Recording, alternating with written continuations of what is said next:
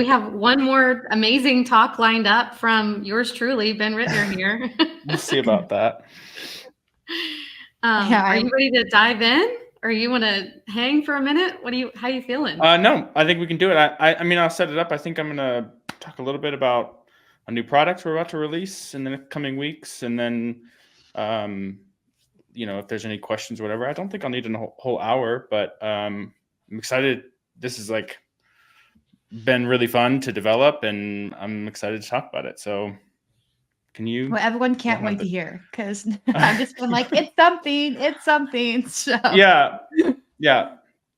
So yeah, I mean, we'll jump in. I'm talking about optimizing user experience and improving conversions on your site, and how you can use A/B testing to do that. So obviously that is telling. We are and have created an A/B testing plugin that's going to allow you to do that within the block editor in a really simple way to just empower you to A/B test. So we'll talk about some of the challenges around A/B testing and how to do it. But I kind of briefly want to make sure that when we talk about A/B testing or optimizing user experience, I'm being clear as to what that is. So A/B testing is a way in which you can divide your traffic to show them two different views or two different things on your website. Meaning a user, let's call them user A, comes to your website, they see something, and then user B comes to your website, they see something else. On the technical side, the way that that's done is literally just math and random. So it's not like we store that user A came, so the next time it's got to be user B. It just literally is random, and you do use math to say every time someone hits the site, we get a random number, and that number determines whether or not they fall in bucket A or B. Or in our case, if you wanted more variations, you can actually have as many as you want. I'd highly encourage you not to do that. We'll talk about that in a minute. But in general, you're basically allowing yourself to change what the content is on a website and then see what performs better with your users. So on one hand, we have a technical piece of I need to be able to create two versions of my content and choose and then have one of those show to some users. And then we need to actually monitor what's happening on that site to say, did this one perform better or did this one perform better? So A/B testing can be really, really powerful. It can also come with some downsides if you're not using it correctly, like speed, performance downsides. We'll talk about how we're mitigating some of that with this testing tool. And a flash at the beginning of the page load, because there's a whole lot of configuration to see what's going on. We solve that as well. And then usually it's disconnected from the data. And so you're only getting actionable data because a lot of the A/B testing stuff happens on another website. So you can't look at things like, how did this impact sales and stuff like that?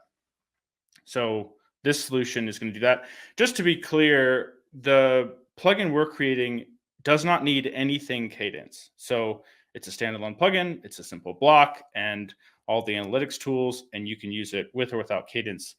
And so what should you start A/B testing today? What's important to think about in terms of what might be great as an A/B test? And the best way to think about this is an example that gets A/B tested all the time, and that is email subject lines.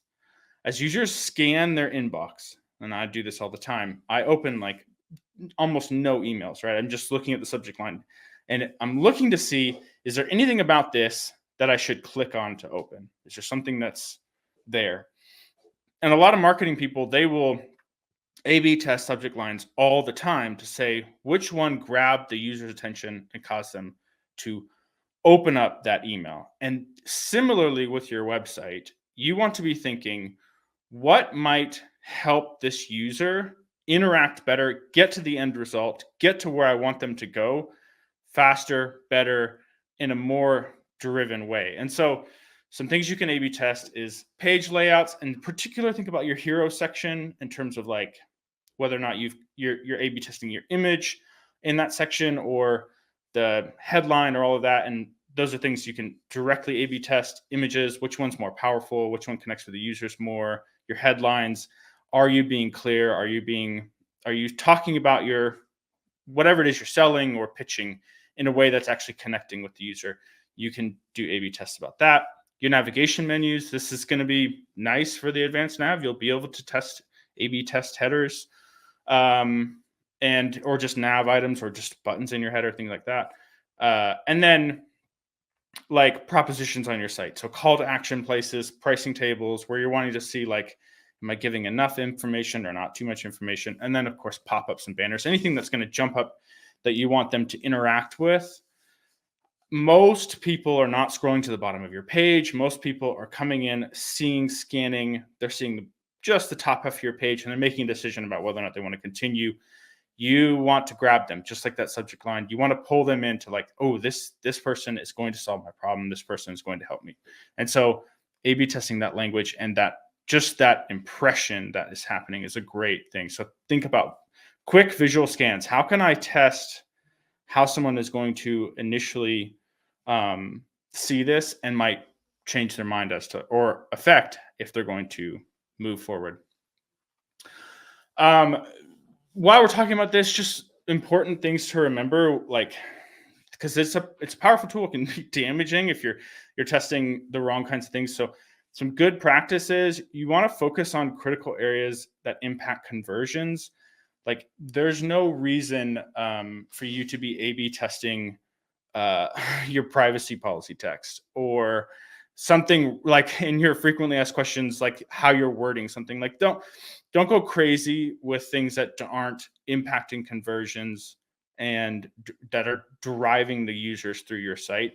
So you want to look at drop-off points, ask people to view your site, ask them, or what are you confused about? And then take stuff like that and say, okay, I'm going to test different things there. So focus on critical areas.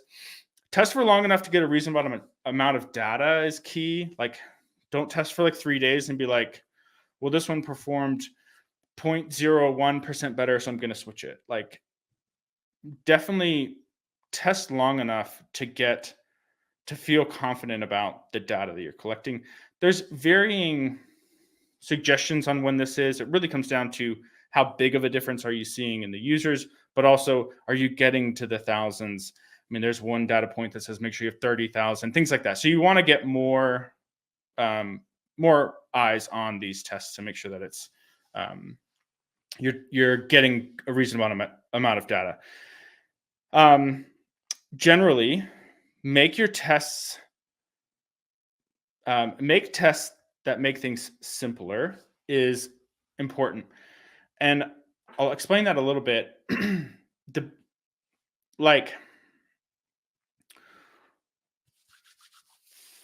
What you're trying to figure out is how do I, this is like a StoryBrand thing. StoryBrand always talks about this in terms of like, people don't want to burn calories trying to understand your offer or what's on your website.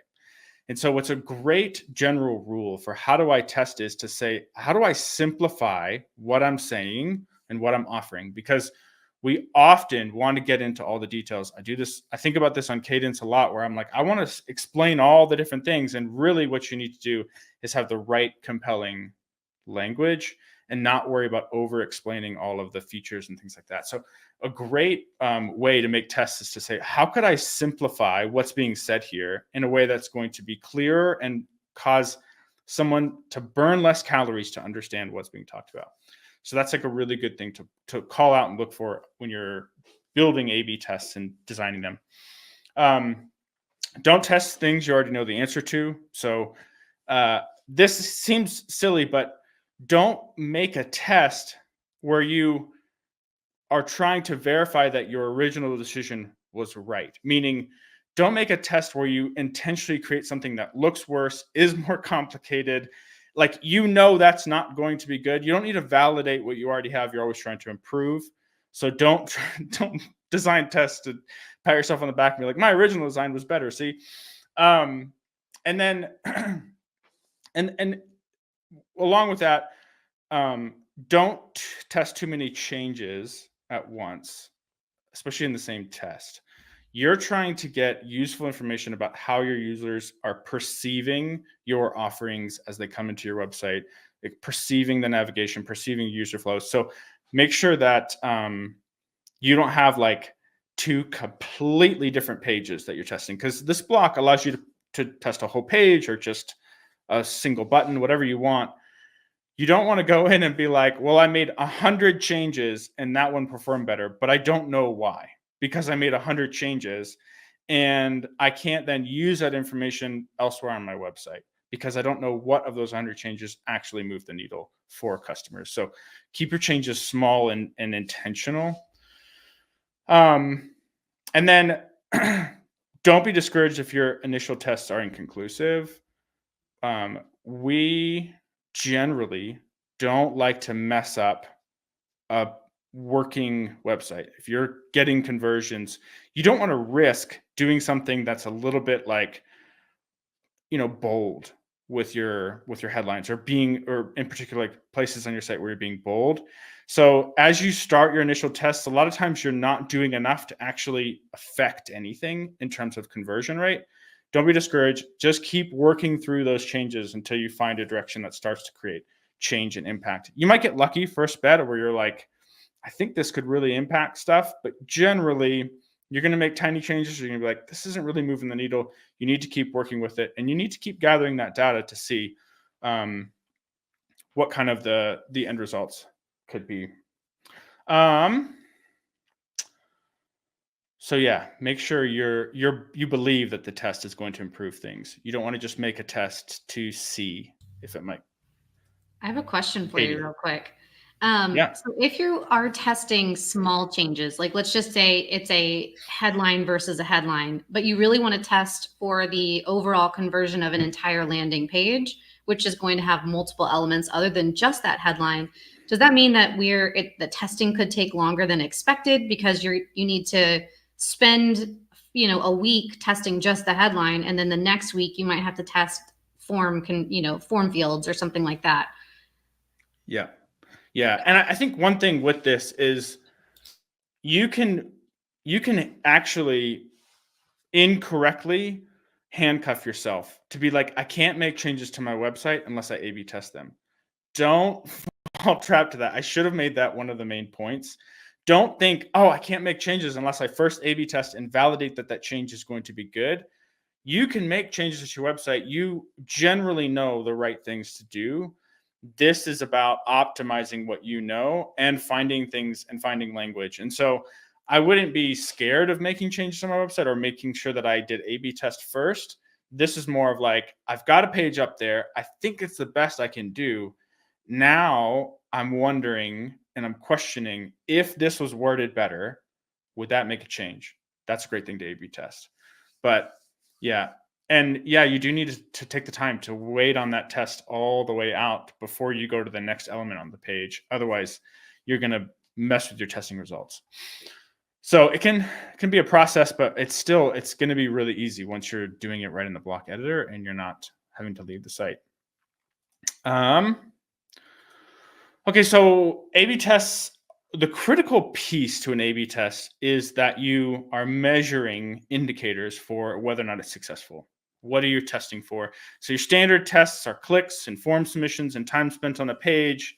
Those are like good things that you're wanting to check for. And with clicks, you can measure what specific button on a page got clicked. You can target things like that and say, I want to know if this button or this button got clicked as two separate goals, and then I can see which one of those converted better. So you can have multiple goals. You can have kind of as many goals as you want inside of an A/B test, where you're testing for clicks on different buttons or form submissions, or the amount of time spent on the page. Like you could have a goal that says, I want to know how many users spend 5 seconds on the page versus 25 seconds and things like that. And then sales information is really critical. So one of the key things when you're thinking about goals is that you want to think about what am I optimizing for? And generally you're optimizing for sales. If you're doing anything e-commerce or courses or anything like that, you're not generally, sometimes you're optimizing for form submissions, and that's great. Like you're trying to get a user's email on a landing page, things like that. You might be optimizing for time spent on the page because you want to test your blogs to make sure that it's like compelling and interesting to the users. But generally, your site goals are driving them toward e-commerce. And it's important that e-commerce becomes something you test with in these tests. So one of the things we're doing is this whole WooCommerce and eventually SureCard integration, where you'll be able to say this test where they hit it on my homepage, people that hit A of that test had this many sales versus people that hit B of that test had this many sales. So you can kind of see that through the whole journey of someone coming to your website. And the reason that's so important is, just to give you a quick example, like let's say I'm a course creator and I'm offering a course.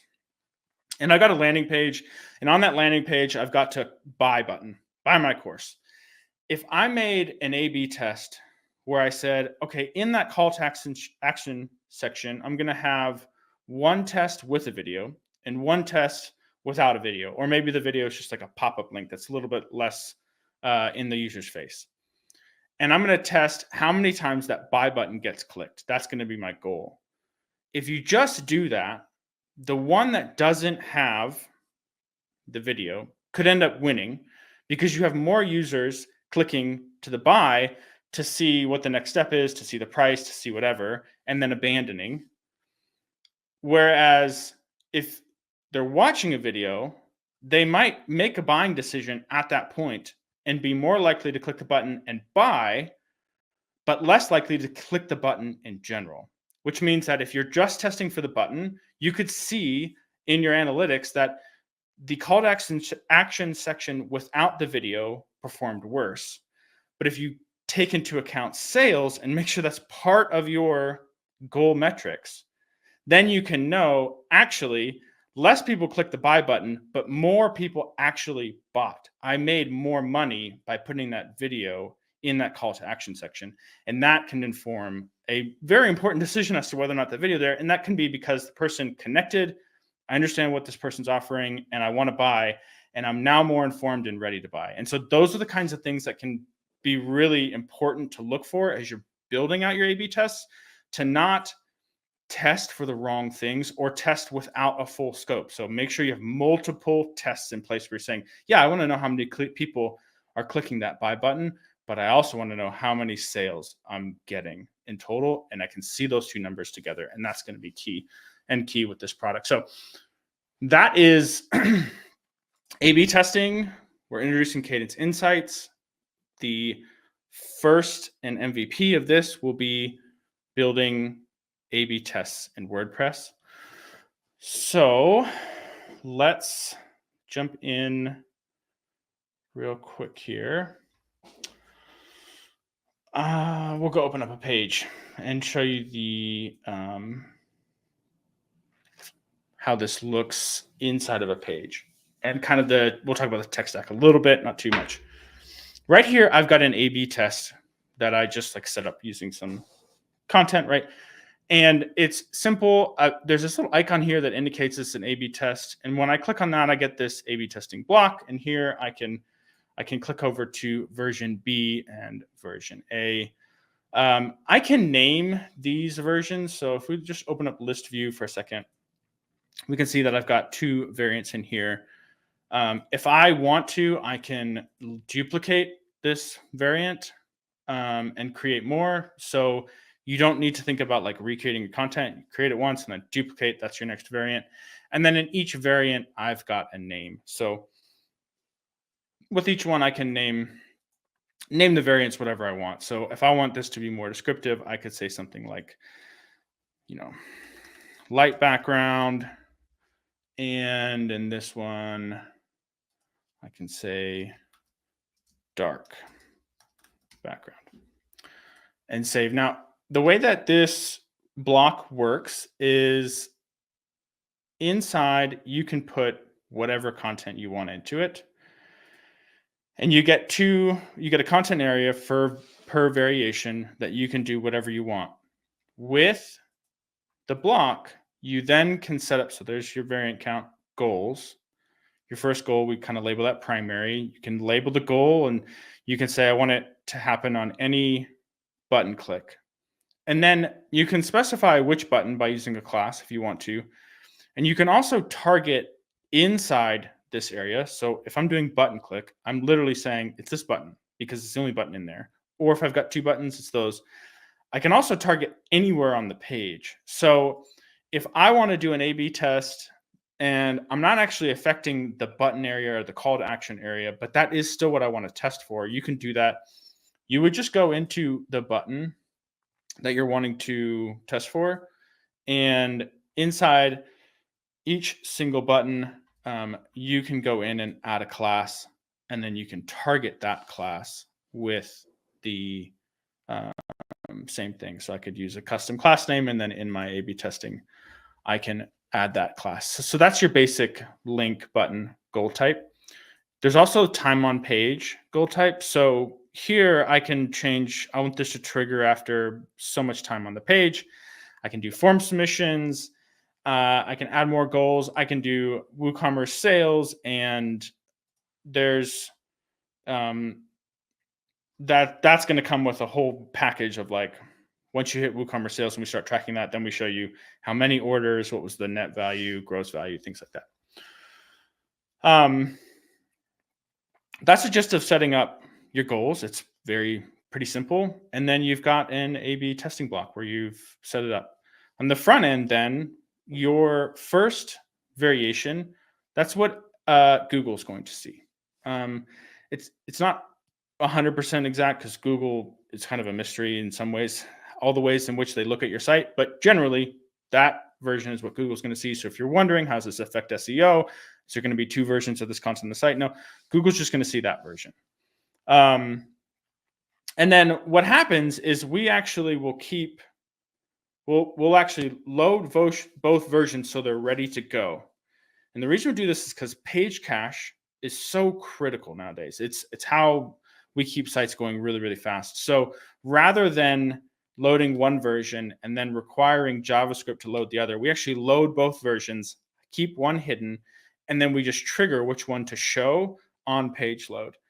And we do that all in JavaScript. So it's all front end. There's no like back end query to the system to ask questions or anything like that. It's just on page load, we trigger it. And then what happens is once we've given that user an assigned variation to show them, we store that in the user's local storage.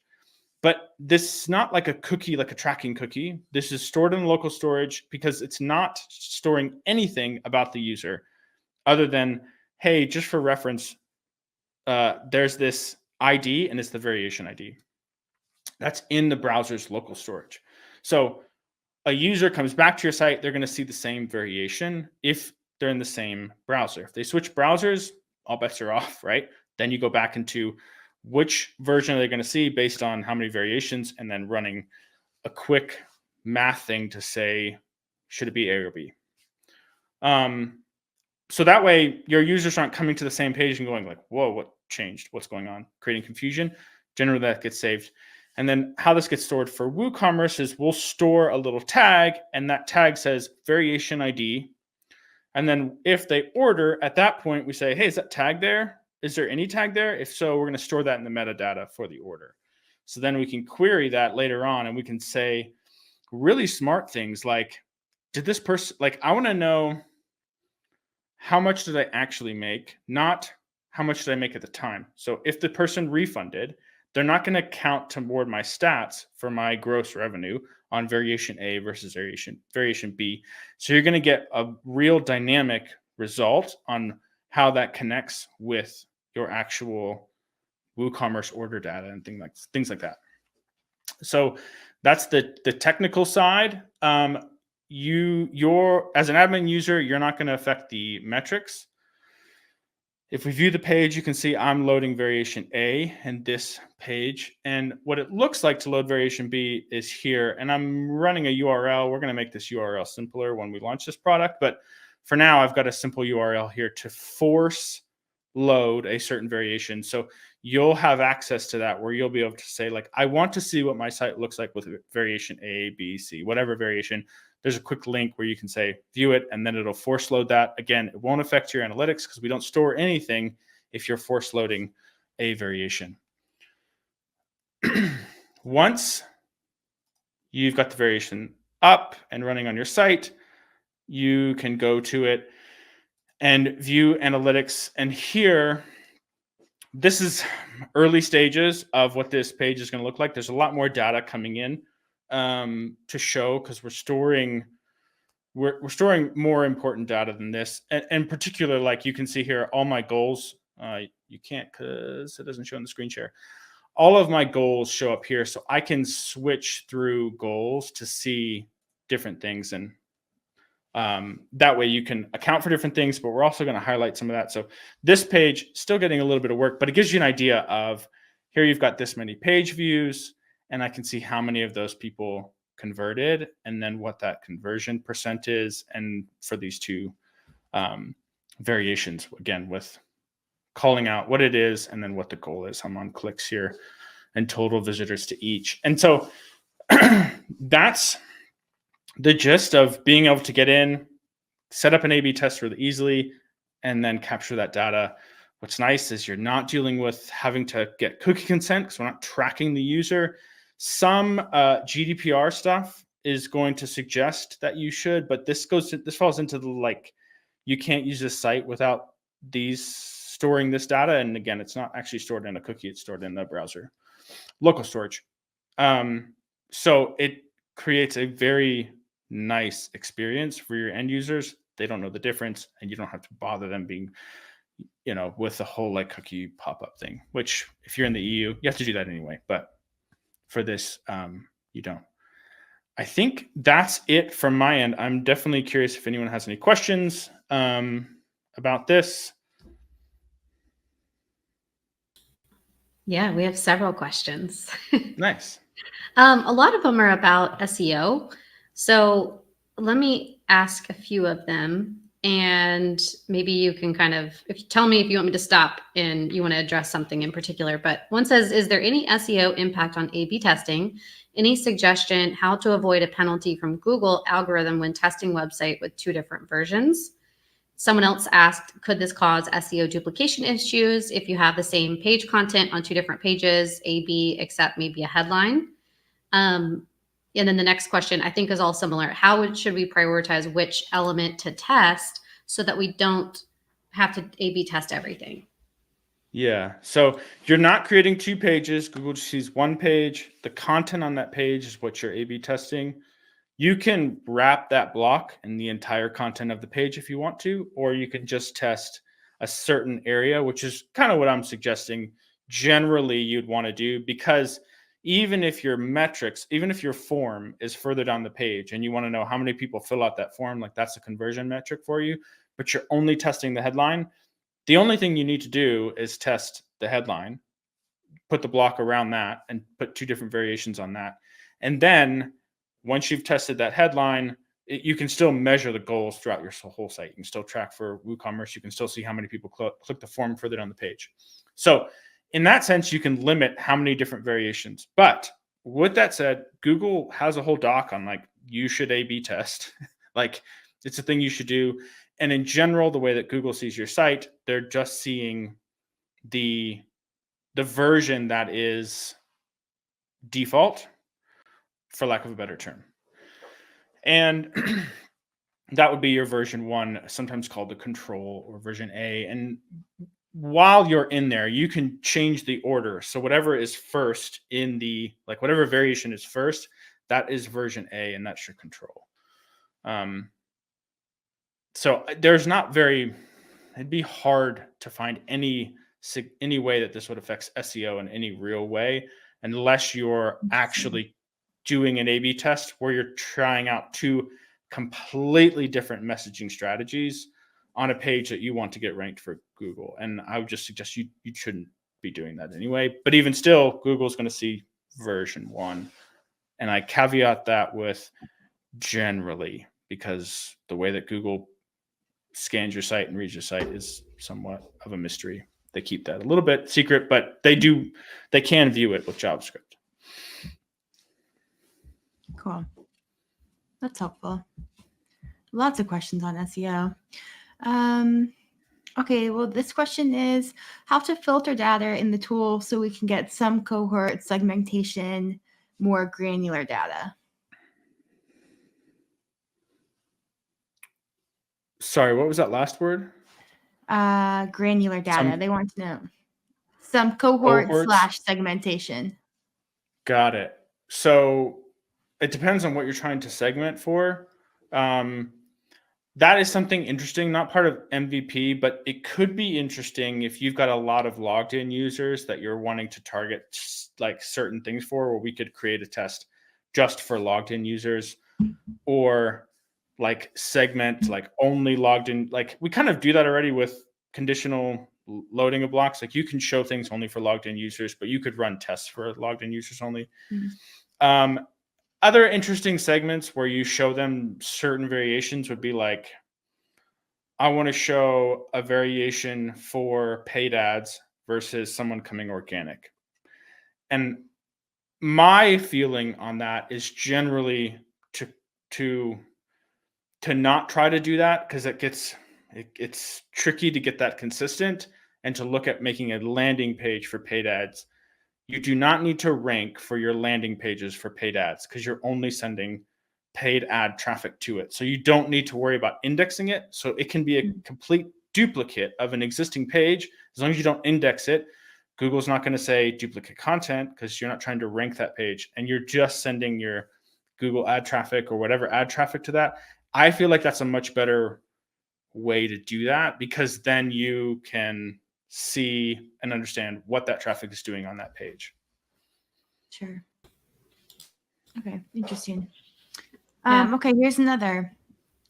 What steps should we take to ensure the reliability of A/B testing results? Not all pages have high volume traffic. Yeah.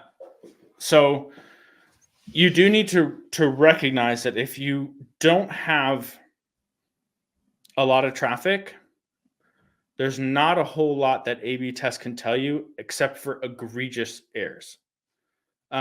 Because if you're only getting 100 people into a test in a 2-week, let's call it, period, that's just not enough data to make a definitive decision when you're talking about, is my conversion rate 4 or 2? Like, even though that's double, that's still just not enough data, because it's such a few, like so few amount of people. So you need to run it for a long time. Or if you see like my conversion rate is 100 times better after making this change, then you're seeing something egregious, which is like pretty rare to find in A/B testing, because generally if it's egregious, you know it's egregious and you'll fix it. But could happen where you're like, I'm going to test this thing, and you go, wow, I totally missed the mark on what text and image I should have had in my hero, and this one is performing 10 times better even on low traffic. That's enough to give you confidence to say, okay, I should switch to that. Yeah. Okay, interesting. Yes. Kenneth asks, most people don't understand the concept of statistically significant. That's in air quotes. Perhaps you could do the hard math and show a sliding 1 through 5 scale or gas gauge so people know whether to wait or move on. What do you think about that? I'm playing around with, in the UI of the analytics, giving you a scale of, based on this, how confident we feel these results are. So there's like an indication, and not just someone taking it for granted. So it'll start with like not enough data, and then it would move to like insignificant data to quantify results, things like that. Yes, we have another question about local storage. It says local storage is the same story as cookies. We need to inform the user about data management. Comment? So you're not storing their IP address. You're not storing any user identifiable information. You're storing a variant ID, which is actually something that's on your website. A variant ID gets stored in the local storage, and that variant ID is very similar to, in JavaScript, we store things in the local storage all the time just to make it functionally work, because that's how you work with JavaScript. So you're not storing something there's no way, maybe a better way to put this, to say, I know that on Monday, this person got variation B. Like, you won't know who got what variation because you have no way to identify them. Where this gets to a gray area, I wouldn't even call it gray, is because we're going to store which variation in the order data, then in some ways, based on when they made a purchase with you, which variation they saw. So in some ways, of your traffic, which person saw B and ordered, and now I know who that person is, they saw B. I don't believe that makes any significant difference, because if you don't have variations, they saw A. So I don't really know how you could, in any kind of legal sense, say that this is tracking of an individual, because you're actually just storing a unique ID to your variation on their page. Again, even in Google's docs on A/B testing, like, this is not a crazy thing. That said, part of the settings for this, for anyone who wants to, will be a way for you to require that they've consented to cookies before you show them a secondary variation. And so if they've not consented to cookies, they will see and not part of your metrics. They'll see version A and they won't be part of your metrics at all. For anyone who's concerned about that. And you can get into like lawyers' opinions on different things for sure, but Interesting. Yeah, someone just commented and said, sorry, I've got my other screen up. Tracking behavior might be tricky, so it's better to inform about it. It was just the last comment about that. But everyone is so thankful that you are answering these questions, and they said that they're excited to hear from us. So thanks, Ben, for all that you're sharing with everybody. We do have, that's kind of the end of our questions related to the A/B testing that I can see. We did have one other question that it's kind of a generic question about what's coming up next month. But is there anything else you want to talk about related to A/B testing? I don't think so. I think I'll just reiterate that we're a couple weeks out, and we intend for this to work MVP with WooCommerce order data, and then I'd like to get SureCart connected real soon. So cool. Yeah, that was probably going to be a next question. Yeah, I mean, and along with that, like, I'm like, this doesn't need to stop there. Like, if you're doing courses and you're using LearnDash, like storing that, being able to store that data and understand that, like, all of that is really interesting. Yeah, it's going to have a lot of use cases. And that's why did you decide to not put it into Cadence Blocks instead of doing its own plugin? You may have touched on that, but. Yeah, I mean, I think one of the things that people like, this product bridges outside of you needing Cadence Blocks or using Cadence Blocks. And a lot of our stuff does run that way. And some people think that by installing Cadence Blocks, they're dealing with any kind of extra performance load on their site, even though they're not. We don't load anything in the front unless you're using Cadence Blocks. But this is a way to just more cleanly be like, it's just disconnected. You don't need it because all it's doing is this certain job. So hopefully that helps people who are not wanting to use Cadence Blocks on their site to, be able to use A/B testing. Perfect. Yeah.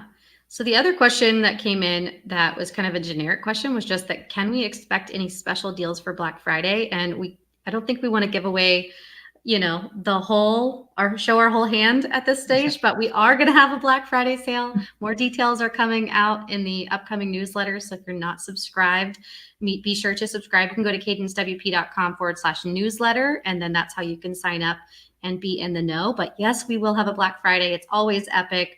Details about dates and deals will all come out shortly. Anything else you wanted to say about Black Friday, Ben or Hannah?